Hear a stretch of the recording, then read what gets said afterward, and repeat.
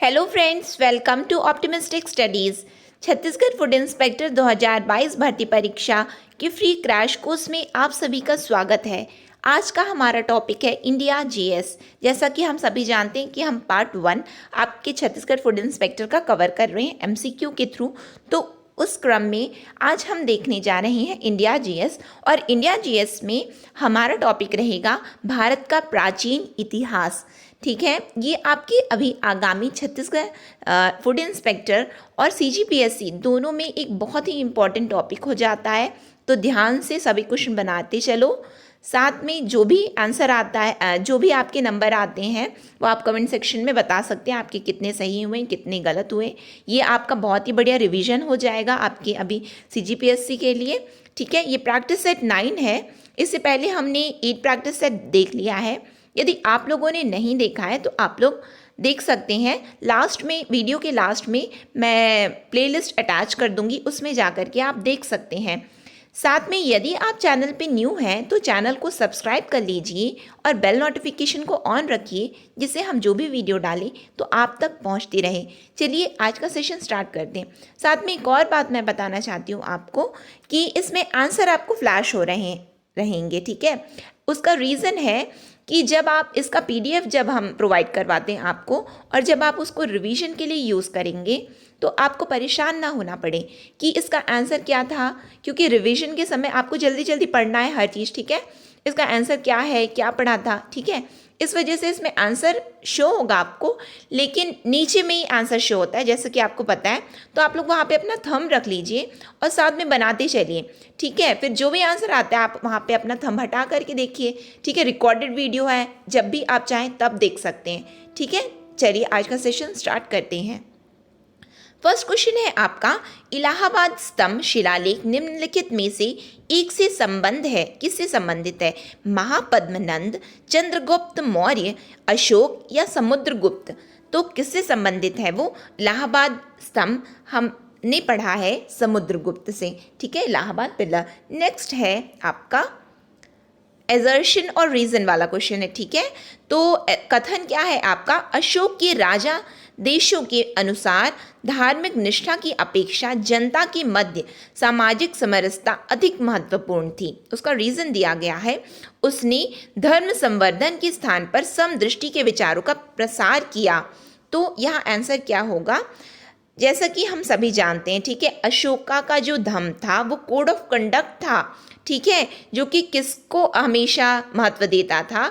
धार्मिक निष्ठा की अपेक्षा जनता के मध्य सामाजिक समरसता को अधिक महत्व देता था। ठीक है, साथ में उसने क्या किया था? धर्म संवर्धन के स्थान पर समदृष्टि के विचारों का प्रचार प्रसार किया था। यही तो बोलता है अशोक का धम्मा। ठीक है, तो यहाँ पे आंसर क्या होगा कि ए और बी दोनों सही हैं, और आर जो है ए का सही व्याख्या करती है, यानी कि जो ये कारण है वो कथन की सही व्याख्या करती है। ठीक है, नेक्स्ट क्वेश्चन हम देखते हैं, निम्नलिखित में से कौन सा एक युग्म सही सुमेलित है? सही पूछा जा रहा है आपसे। ठीक है, सही पूछा जा रहा है।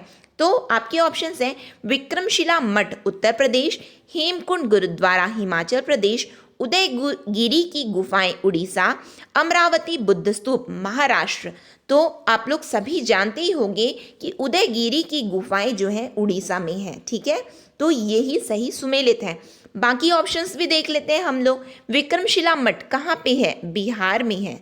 ठीक है, कहाँ है? बिहार में है। फिर उसके बाद हेमकुंड गुरुद्वारा कहाँ है? हिमाचल प्रदेश में है क्या? बिल्कुल नहीं है, उत्तराखंड में है।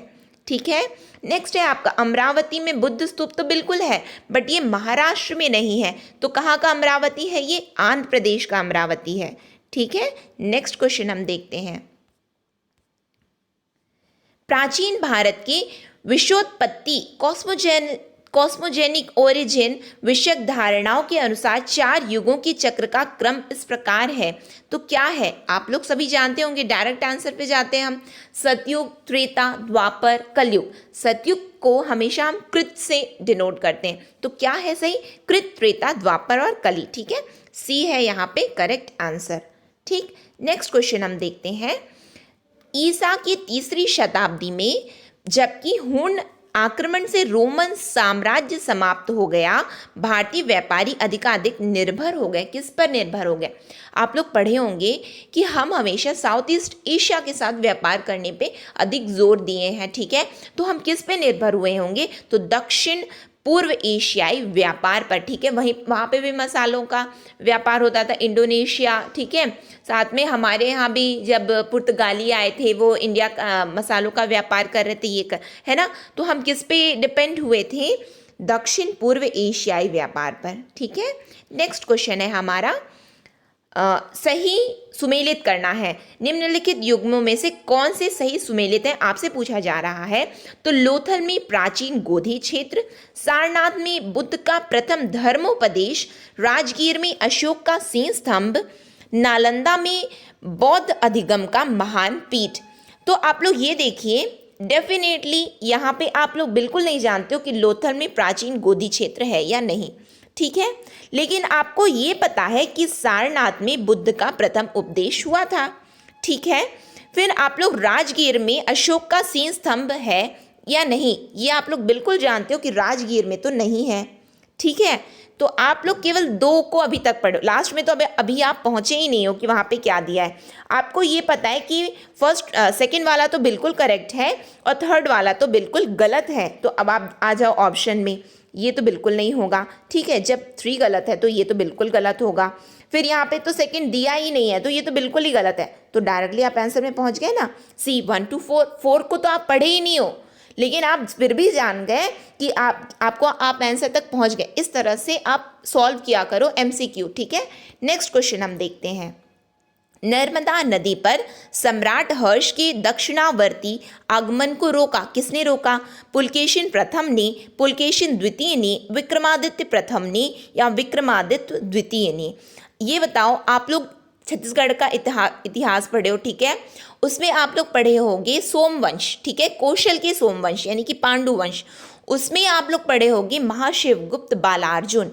अब याद करो, आप लोग उसके समवर्ती यानी कि उसके कंटेम्प्रेरी रूलर्स को पढ़े होंगे, ठीक है। उत्तर भारत में आप पढ़े होंगे हर्षवर्धन है, और दक्षिण भारत में आप लोग पढ़े थे पुलकेशिन द्वितीय जो कि चालुक्य वंश से थे। फिर उसके बाद आप लोग पढ़े होंगे नरसिंह वर्मन जो कि पल्लवा डायनेस्टी से थे, ठीक है। अब याद करो कि हर्षवर्धन और पुलकेशिन द्वितीय के बीच में जब युद्ध हुआ था तो महाशिवगुप्त बालार्जुन गए थे हर्षवर्धन का साथ देने। तो बस इतना फैक्ट आपके दिमाग में बिल्कुल आ रहा है तो आप अपने आंसर तक पहुंच सकते हो कि हर्षवर्धन और पुलकेशिन द्वितीय के बीच में युद्ध हुआ था नर्मदा नदी के तट पर, ठीक है। समझ में आ रहा है? इस तरह से आपके दिमाग में पूरा छप जाना चाहिए हर चीज, ठीक। नेक्स्ट क्वेश्चन हम देखते हैं। हर्षवर्धन, फिर से कथन कारण वाला प्रश्न है। तो हर्षवर्धन ने प्रयाग संसद आयोजित की थी। फिर वह बौद्ध धर्म की केवल महायान शाखा को लोकप्रिय बनाना चाहता था। तो यहाँ जैसा कि आप सभी जानते हैं कि ऑप्शंस है, ठीक है। तो यहाँ पे ये बताओ कि क्या हर्षवर्धन ने प्रयाग संसद इसलिए आयोजित की थी क्या कि वो महायान को सबसे लोकप्रिय बनाना चाहता था? बिल्कुल नहीं। उसने बिल्कुल प्रयाग संसद तो आयोजित की थी, लेकिन कारण ये नहीं था। तो इसका मतलब क्या हुआ? यहाँ पे क्या आंसर होगा? बी आंसर होगा। बी आंसर कैसे होगा कि ये दोनों तो सही हैं, बट यही कारण है उस कथन का, ये नहीं है, है ना। देखिए, अलग अलग तो दोनों सही हैं, परंतु ए आर की सही व्याख्या नहीं करता है। समझ में आ रहा है? नेक्स्ट क्वेश्चन हम देखते हैं। नेक्स्ट क्वेश्चन है आपका, कश्मीर में कनिष्क के शासनकाल में जो बौद्ध संगति आयोजित हुई थी उसकी अध्यक्षता निम्नलिखित में से किसने की थी? तो किसने की थी? 4th Buddhist council. याद करो कहाँ हुआ था? कुंडलवन, कश्मीर में हुआ था। उसकी अध्यक्षता कौन कर रहा था? वासुमित्र कर रहे थे। समझ में आ रहा है? और इसी समय हीनयान और महायान जो है डिवाइड हुए थे। समझ में आया? और महायान आइडियल वर्शिप को हमेशा प्रेफरेंस देता है और हीनयान जो है सेल्फ डिसिप्लिन, मेडिटेशन, इसमें ध्यान देता है। समझ में आ रहा है? इस तरह से आपको हर चीज़ याद आना चाहिए। अभी आपका पेपर है, ठीक। नेक्स्ट क्वेश्चन है आपका, आरंभिक वैदिक साहित्य में सर्वाधिक वर्णित नदी है तो किसके बारे में आप लोग सुने हो? सिंधु, शुतुंदी, सरस्वती, गंगा। तो सबसे वैदिक साहित्य में सर्वाधिक वर्णित नदी हमेशा किसके बारे में बात हुई? सिंधु नदी। ठीक है, तो यहाँ आपका आंसर क्या होगा? सिंधु नदी। नेक्स्ट क्वेश्चन है आपका, निम्नलिखित में से कौन सा आरंभिक जैन साहित्य का भाग नहीं है? थेरी गाथा, आचारांग सूत्र, सूत्र कृतांग, वृहत कल्प सूत्र। अब डेफिनेटली आप लोग यहाँ पे ये तीन के बारे में तो अधिकतर लोग सुने ही नहीं होंगे, ठीक है, लेकिन आप थेरी गाथा को सुने हो कि ये तो जैन का नहीं है, तो ये किसका है फिर? ये है बुद्धिस्ट का। ठीक है, तो यहाँ से आप लोग पहुँच सकते हो अपने आंसर में। इसमें आपसे पूछा जा रहा है कि कौन सा आरंभिक जैन साहित्य का भाग नहीं है। आप लोग भले ही नहीं जानते हो कि कौन सा है या नहीं, ये जानते हो कि ये नहीं, तो आप आंसर में पहुंच सकते हो। ठीक है, नेक्स्ट क्वेश्चन देख लेते हैं। पूर्व वैदिक आर्यों का धर्म प्रमुखता था, क्या था? भक्ति, मूर्ति पूजा और यज्ञ, प्रकृति पूजा और यज्ञ, या प्रकृति पूजा और भक्ति।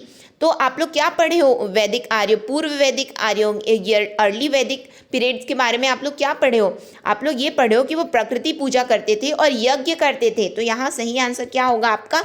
सी होगा। ठीक है, नेक्स्ट क्वेश्चन है आपका, प्राचीन भारत में निम्नलिखित में से कौन सी एक लिपि दाईं ओर से बाईं ओर लिखी जाती है? तो कौन सी लिपि लिखी जाती है? ब्राह्मी, देवनागरी, शारदा या खरोष्ठी? आप लोग पढ़े होंगे, दो लिपि के बारे में आप लोग हमेशा पढ़ते हो, है ना, ब्राह्मी और खरोष्ठी। तो ब्राह्मी जो है वो जो है देवनागरी की तरह जो होती है, यानी कि कहाँ से लिखी जाती है? बाईं ओर से दाईं ओर। कौन सी ब्राह्मी लिपि लिखी जाती है? लेकिन आपसे तो यहाँ पे पूछ रहा है कि दाईं ओर से बाईं ओर कौन सी लिपि लिखी जाती है, तो वो खरोष्ठी लिखी जाती है। ठीक है, नेक्स्ट क्वेश्चन है आपका, दाईं ओर से बाईं ओर खरोष्ठी लिखी जाती है। नेक्स्ट क्वेश्चन है आपका, देवदासी संस्था के प्रसंग में निम्नलिखित में से कौन सा मंदिर समाचारों में चर्चित रहा है? तो आप लोग हमेशा देवदासी प्रथा कहाँ पे हमेशा से प्रचलित हुई है? जब आप लोग पढ़े होंगे तो आप ये पढ़े होंगे कि जगन्नाथ मंदिर पुरी में देवदासी प्रथा रही है। ठीक है, देवदासी प्रथा में क्या होता है कि यानी कि इन लोगों का विवाह जो है भगवान से कर दिया जाता है, इस तरह से ये प्रथा रहती थी। ठीक है, नेक्स्ट क्वेश्चन है, भारत के संप्रतीक के नीचे उत्कीर्ण भारत की राष्ट्रीय आदिशक्ति सत्यमेव जयते कहाँ से लिया गया है? तो कहाँ से लिया गया है? कठोपनिषद, छांदोग्य उपनिषद, ऐतरेय उपनिषद या मुंडकोपनिषद। तो कहाँ से लिया गया है? मुंडकोपनिषद से लिया गया है। ठीक है, ये जितने भी क्वेश्चन हैं आपके सामने फ्लैश हो रहे हैं, ये सभी किसी ना किसी एग्जाम में पूछे गए हैं, तो इम्पॉर्टेंट सेट्स हैं। ठीक है, ऐसा नहीं कि कहीं से भी ला दिया गया, नहीं, ये सभी एग्जाम में आए हुए प्रश्न है, तो ध्यान से बनाते चलो इसको। ठीक है, नेक्स्ट क्वेश्चन है आपका, प्राचीन भारतीय समाज के प्रसंग में निम्नलिखित शब्दों में से कौन सा शब्द शेष तीन के वर्ग का नहीं है? यानी कि आपसे ऑड पूछा जा रहा है। ठीक है, which among the following are odd? तो इसमें क्या है? कुल, वंश, कोश, गोत्र। तो आप लोग पढ़े होंगे कि कुल, वंश, गोत्र तो एक है, तो यहाँ पे ऑड क्या हुआ? यहाँ पे ऑड है आपका कोश। ठीक है, नेक्स्ट क्वेश्चन है आपका, आर्य शब्द इंगित करता है नृजाति समूह को या यावरी जन को, भाषा समूह को या श्रेष्ठ वंश को? तो आप लोग हिंदी भाषा पढ़ रहे हो सी सेट के लिए, तो आप लोग क्या पढ़े हो? आर्य भाषा समूह। ठीक है, तो ये क्या है? भाषा है। आर्य क्या है? भाषा समूह है। नेक्स्ट क्वेश्चन है आपका, गुप्त काल में उत्तर भारतीय व्यापार निम्नलिखित में से किस एक पत्तन से संचालित होता था? तो क्या यूज होता था उस समय? ताम्रलिप्ति, भड़ौच, कल्याण, कैम्बे। तो क्या यूज होता था? ताम्रलिप्ति यूज होती थी। ठीक है, किसी भी व्यापार के लिए, जैसे कि अभी हम लोग दे देते हैं, पर्ची दे देते हैं ना, यानी कि हमको आप लोग पूरा जो भी हम लोग परचेस करते हैं हमको लिस्ट चाहिए, ऐसा बोलते हैं ना हम लोग कहीं पे भी, है ना। तो पहले क्या चलता था किसी भी व्यापार के लिए? ताम्रलिप्ति चलती थी। ठीक है, तो यहाँ पे आपका सही आंसर क्या होगा? ताम्रलिप्ति। नेक्स्ट क्वेश्चन है आपका, निम्नलिखित में से कौन सा प्राचीन भारत में व्यापारियों का निगम था? तो क्या था? चतुर्वेदी, मंगलम, परिषद, अष्टदिग्गज या मणिग्राम? डेफिनेटली ये वाला क्वेश्चन बनाने में आपको दिक्कत जा रही होगी, तो इसका सही आंसर है मणिग्राम, क्योंकि आप लोग नहीं पढ़े होंगे हो सकता है इसके बारे में, कौन सा प्राचीन भारत में व्यापारियों का निगम था, तो वो मणिग्राम था। ठीक है, नेक्स्ट क्वेश्चन है आपका, प्राचीन भारतीय इतिहास के संदर्भ में निम्नलिखित में से कौन सा या कौन से बौद्ध धर्म और जैन धर्म दोनों में समान रूप से विद्यमान था? तप और भोग की अति का परिहार, वेद प्रामाण्य के प्रति अनास्था, कर्म कांडों की फलवत्ता का निषेध। तो आपको क्या बताना है, इनमें समान क्या था, ये दोनों धर्मों में क्या चीज समान थी। तो फर्स्ट देखो, तप और भोग का की अति का परिहार, तो ये बताओ, जैन धर्म तो हमेशा तप को हमेशा प्रेफरेंस दिया है, ठीक है। उसका ये कहना था कि इंसान जितना ज़्यादा से ज़्यादा शरीर को तपाएगा उतना ही ज़्यादा जो है हमको हमारे लिए अच्छा होगा, ठीक है। और ये लेकिन बौद्ध धर्म मध्यम मार्ग को हमेशा ये लोग प्रेफरेंस दिए। तो ये तो बिल्कुल नहीं होगा, फर्स्ट वाला तो बिल्कुल नहीं है, ये दोनों तो बिल्कुल दोनों अपोजिट थे इसमें, ठीक है। बट आप ये जानते हो तो उस हिसाब से फर्स्ट जब ये हटा तो 3 ऑप्शन तो अपने आप एलिमिनेट हो गए और आप आंसर में आ गए। ये दोनों को तो पढ़े ही नहीं हो, ठीक है। क्या, वेद प्रमाणिक प्रति अनास्था और कर्म कांडों की फलवत्ता का निषेध, केवल एक ऑप्शन पढ़े हो और आप आंसर में पहुंच गए हो, ठीक है। समझ में आ रहा है, फिर उसको कंफर्म भी कर लो। वेद प्रमाण्य के प्रति अनास्था, बिल्कुल दोनों जन वेद को नहीं मानते थे। फिर कर्म कांडों की फलवत्ता का निषेध, तो बिल्कुल वो कर्म कांड को नहीं मानते थे, ठीक है, फलवत्ता का निषेध, ठीक है। नेक्स्ट क्वेश्चन देखो, निम्नलिखित में से कौन सा एक अन्य तीनों के समसामयिक यानी कंटेम्प्ररी नहीं है, इनमें से कौन कंटेम्प्ररी नहीं है। तो बिंबसार, गौतम बुद्ध, मिलिंद, प्रसेनजित। तो आप लोग पढ़े होंगे बिंबसार, गौतम बुद्ध और प्रसेनजित एक समय के हैं, ठीक है। लेकिन इनमें से अलग कौन है, मिलिंद, ठीक है, जिसके बारे में आप लोग मिलिंद पान्हु में पढ़े होंगे, ठीक है, जिसको मिनांडर इंग्लिश में बोलते हैं हम, ठीक।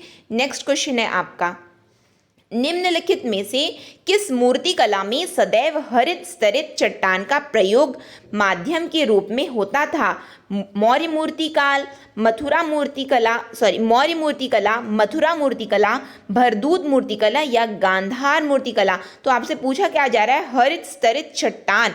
हरित स्तरित चट्टान का यूज हमेशा किसमें हुआ है, गांधार मूर्ति कला में। आप लोग 2 मूर्ति कला पढ़े होंगे, गांधार और मथुरा, ठीक है। तो गांधार जो क्या है, हमेशा ब्लैक स्टोन्स यूज हुए हैं, आप लोग देखे होंगे, ठीक है। ब्लैक स्टोन से नक्काशी की जाती थी और दोनों ही कनिष्क के समय में बहुत ही ज़्यादा फले फूले हैं दोनों मूर्ति कला। साथ में आप लोग ये पढ़े होंगे कि मथुरा मूर्ति कला रेड सैंडस्टोन से बनाया गया था, इस तरह से आप पढ़े होंगे, ठीक है। तो आपसे वही पूछा जा रहा है, हरित स्तरित चट्टान से कौन, इसका प्रयोग किस में होता था, तो गांधार में होता था, ठीक है, गांधार मूर्तिकला में होता था। नेक्स्ट क्वेश्चन है आपका, चोल राजाओं में किस एक ने सिलोन पर विजय प्राप्त की थी। आदित्य प्रथम, राजराजा प्रथम, राजेंद्र या विजयालय। तो आप लोग पढ़े होंगे, जब चोला पीरियड को पढ़े होंगे, है ना, चोला डायनेस्टी के बारे में आप लोग पढ़ रहे होंगे, तो उसमें आप लोग पढ़े होंगे कि राजराजा प्रथम बहुत ही ज़्यादा शक्तिशाली राजा था, ठीक है, जो कि उसका साम्राज्य पूरे श्रीलंका इस तरह सब जगह फैला हुआ था। तो आपका सही आंसर क्या होगा, राजराजा प्रथम, ठीक है। नेक्स्ट क्वेश्चन है आपका, कुछ शैलकृत बौद्ध गुफाओं को चैत्य कहते हैं जबकि अन्य को विहार, दोनों में क्या अंतर है। आपसे अंतर पूछा जा रहा है कि what is the difference between chaityas and viharas. तो आपके ऑप्शंस हैं, विहार पूजा स्थल होता है जबकि चैत्य बौद्ध भिक्षुओं का निवास स्थान होता है। चैत्य पूजा स्थल होता है जबकि विहार बौद्ध भिक्षुओं का निवास स्थान होता है। चैत्य गुफा के दूर के सिरे पर स्तूप होता है जबकि विहार गुफा पर अक्षीय कक्ष होता है। दोनों में कोई वास्तविक अंतर नहीं होता। तो बताओ क्या पढ़े हो आप लोग, चैत्य और विहारास के बारे में एक पर्टिकुलर जो डिफरेंस होता है वो क्या होता है। तो बिल्कुल चैत्य जो है पूजा स्थल होता है, ठीक है, याद रखेंगे आप लोग कि चैत्य जो है पूजा स्थल होता है और विहारास क्या होते हैं, बौद्ध भिक्षुओं का निवास स्थान होता है। इसको रिलेट कैसे करते हो, चैत्य है छत्तीसगढ़ पढ़ रहे हो, ठीक है, उसमें आप लोग पूरे महीने को पढ़े होगे। तो चैत्र मतलब क्या होता है, उस समय माता रानी का जगराता, नवरात्रि ये होता है, तो आप लोग उससे रिलेट कर सकते हो। चैत्य मतलब कुछ पूजा के लिए यूज होने वाला, याद करने का तरीका बस बता रही हूँ, बाकी तो याद आपको करना ही है ना। तो चैत्य क्या है, पूजा स्थल, और विहारास हम कहीं विहार पे निकल जाते हैं, घूमने निकल जाते हैं, तो इस तरह से आप उसको याद क्या कर सकते हो कि बौद्ध भिक्षु जब कहीं पे घूमने जाते तो जहाँ पे निवास करते थे वो विहारास हो गया। मतलब याद करने का एक तरीका बस बोल रही हूँ, है ना, ट्रिक है ये कि आप याद कैसे कर सकते हो कि चैत्र को चैत्र से रिलेट कर दो। चैत्र मतलब नवरात्रि, नवरात्रि में पूजा करते हैं हम, तो वो चैत्यास हो गए पूजा स्थल।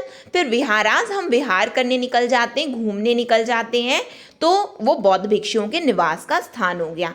ठीक है, नेक्स्ट, तो यहाँ पे आंसर आपका क्या होगा, बी होगा। ठीक, नेक्स्ट क्वेश्चन है आपका, निम्नलिखित में से कौन गुप्त काल में अपनी आयुर्विज्ञान विषयक रचना के लिए जाना जाता है? सौमिल्य, शौनक, शूद्रक या सुश्रुत? तो सबसे पहले तो दो चीज आपको याद रखना है, यहाँ पे आपसे गुप्त काल पूछा गया है और आयुर्विज्ञान विषयक, तो आप पढ़े होंगे सुश्रुत के बारे में। ठीक है, वो आयुर्विज्ञान के जो हैं सबसे बहुत ही ज़्यादा वो फेमस थे आयुर्विज्ञान के लिए। ठीक है, नेक्स्ट क्वेश्चन है आपका, निम्नलिखित कथनों पर विचार कीजिए। वर्धमान महावीर की माता लिच्छवी की मुख्य चेतक की पुत्री थी। गौतम बुद्ध की माता कौशल राजवंश की राजकुमारी थी। 23वें तीर्थंकर पार्श्वनाथ बनारस के थे। तो आपसे पूछा जा रहा है इनमें से कौन सा कथन सही है। अब ये बताओ, जब आप लोग वर्धमान महावीर के बारे में पढ़े होंगे तो इनकी माता जो है लिच्छवी के मुख्य चेतक की पुत्री थी या बहन थी? क्या पढ़े हो? बहन थी पढ़े हो, है ना। तो यहाँ से आप फर्स्ट को जान गए कि फर्स्ट क्या है, फर्स्ट तो गलत है। क्या है? फर्स्ट गलत है, तो इसको हटा दो और इसको हटा दो। अब आप और तीसरे, आप थर्ड ऑप्शन में आ जाओ, यानी कि 2 तो सही है। ठीक है, बी और सी में दोनों में 2 है। अब थर्ड में आ जाओ, 23वें तीर्थंकर पार्श्वनाथ बनारस से थे। तो कहाँ से थे वो? बनारस से थे। ठीक है, ये आप लोग याद रखना कि वो बनारस से थे। तो सी जो है, यहाँ पे ऐसे क्वेश्चन बहुत बार आपको क्वेश्चन पेपर में देखने को मिलेंगे जहाँ पे आप दो में कंफ्यूज होंगे कि क्या करना चाहिए क्या नहीं। तो ये आप जितना ज़्यादा एमसीक्यू सॉल्व करोगे ना, और उसमें से आपको पता चलेगा कि आप ऐसे 2 वाले में आपका कौन सा ऑप्शन सही हो पा रहा है। तो ये आप अपना सेल्फ एनालिसिस करो इसके बारे में। ठीक है, नेक्स्ट क्वेश्चन है आपका, अशोक के जो प्रमुख शिलालेख हैं, यानी कि जो रॉक एडिक्ट्स हैं, मेजर रॉक एडिक्ट्स के बारे में पूछ रहा है। ठीक है, for English medium students I am saying कि मेजर रॉक एडिक्ट्स के बारे में पूछ रहा है। संगम राज्य के विषय में हमें बताते हैं, उनमें सम्मिलित हैं। क्या क्या सम्मिलित, यानी कि मेजर रॉक एडिक्ट्स के बारे में पूछ रहा है। तो पहला और 10वां शिलालेख, पहला और 11वां शिलालेख, दूसरा और 13वां शिलालेख, दूसरा और 14वां शिलालेख। ये पूछ रहा है कि मेजर रॉक एडिक्ट्स में संगम राज्य के विषय में कौन हमको बताता है। ठीक है, तो यहाँ पे आंसर होगा दूसरा और 13वां शिलालेख। मैं यहाँ पे आपको बोलूँगी कि जो अशोक के मेजर रॉक एडिक्ट्स और माइनर रॉक एडिक्ट्स हैं उसको आप लोग पढ़ लीजिए, यानी कि जो प्रमुख शिलालेख हैं उनके, उसको तो आप बिल्कुल पढ़ लो, जो कि 13 हैं। ठीक है, उसको आप पढ़ लो क्योंकि वो एग्जाम में पूछे जाते हैं, उससे क्वेश्चन बनते हैं। ठीक है, तो यहाँ पे तो आंसर आपका सी होगा, लेकिन आपके लिए ये होमवर्क रहेगा कि आप लोग उसको पढ़ लो क्योंकि वो एग्जाम में पूछने की पूरी संभावना है, क्योंकि आते हैं उससे क्वेश्चन। ठीक, नेक्स्ट क्वेश्चन है आपका, कथन कारण से फिर से आ गया। अशोक ने कलिंग को मौर्य साम्राज्य में जोड़ लिया।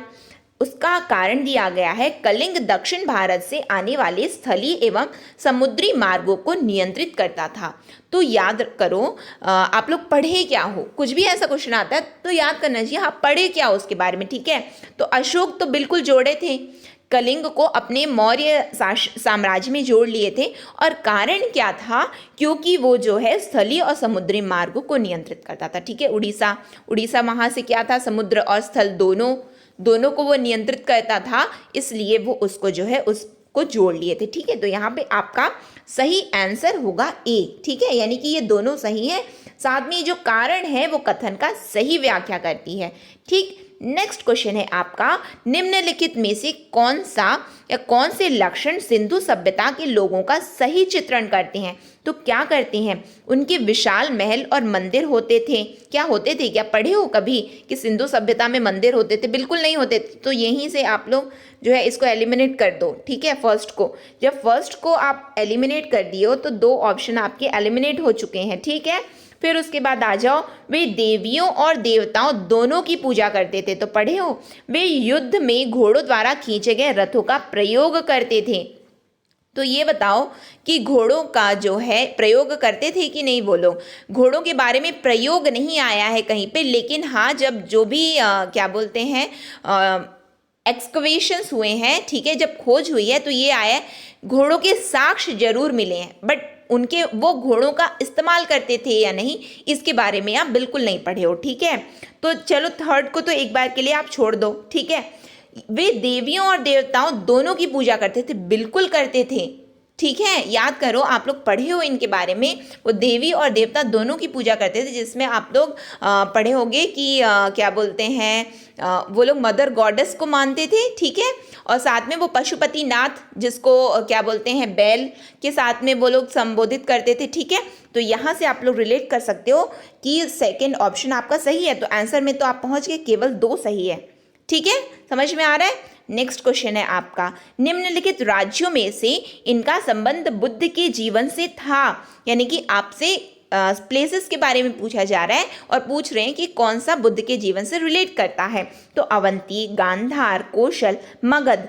तो आप क्या पढ़े हो इनके बारे में। अवंती में कहीं पढ़े हो बुद्ध के बारे में, बिल्कुल नहीं पढ़े हो, ठीक है। अवंती मतलब प्रेजेंट का उज्जैन, बिल्कुल नहीं पढ़े हो। गांधार में कुछ पढ़े हो उनके बारे में, नहीं पढ़े हो। कौशल में पढ़े हो, मगध में पढ़े हो, ठीक है।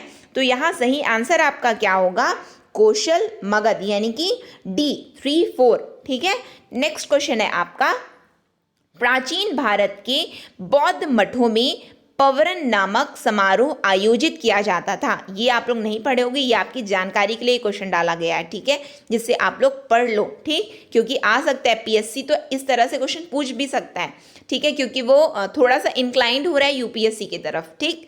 तो उसके लिए क्या होगा, प्राचीन भारत के बौद्ध मठों में पवरन नामक समारोह आयोजित किया जाता था। उसके आंसर में डायरेक्टली हम पहुंचते हैं, जिसे आप याद कर सको। पवरन नामक समारोह, ठीक है, पवरन नामक समारोह जो है वर्षा ऋतु के दौरान मठों में प्रवास के समय भिक्षुओं द्वारा किए गए अपराधों को स्वीकारोक्ति का अवसर होता था। अब ये बताओ, विनय पिताका पढ़े हो आप लोग, ठीक है। विनय पिताका पढ़े नहीं हो मतलब सुने हो, ठीक है। सूत पिताका, विनय पिताका, अभिधम पिताका, इसके बारे में सुने हो। तो विनय पिताका में क्या पढ़े हो, उनके लिए डिसिप्लिन होते थे, मॉन्क्स और नन्स के लिए, ठीक है, बौद्ध भिक्षुओं के लिए जो है डिसिप्लिन की बात होती थी उसमें, ठीक है। और वो जो भी गलती करते थे उसमें उनके लिए डिसिप्लिन दिया गया था कि आपको फॉलो क्या करना है, कौन सा पाठ, ये वही है। तो उनके लिए जो समारोह आयोजित होते थे उसका नाम दिया जाता था पवरन नामक समारोह। और वो कब होते थे, वर्षा ऋतु के दौरान मठों में प्रवास के समय भिक्षुओं द्वारा किए गए अपराधों को स्वीकारोक्ति का अवसर होता था, ठीक है। समझ में आ रहा है। नेक्स्ट क्वेश्चन है आपका, सिकंदर के हमले के समय उत्तर भारत पर निम्नलिखित राजवंशों में से किस एक का शासन था। तो किसका था, नंद, मौर्य, शुंग, कण्व। तो किसका था, याद करो, धनानंद। जब सिकंदर का यानी कि अलेक्जेंडर जब आक्रमण किया था भारत में, उस समय कौन था, धनानंद था। और उसकी सेना को देख करके वो वापस लौट गया था, याद आ रहा है, पढ़े हो आप लोग, है ना। तो यहाँ पे क्या आंसर होगा, नंद डायनेस्टी का रूल था, ठीक है।